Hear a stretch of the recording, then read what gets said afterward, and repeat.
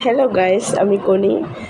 এটা আমার নতুন ইউটিউব চ্যানেল এবং তোমাদের জন্য এটাই আমার প্রথম ব্লগ।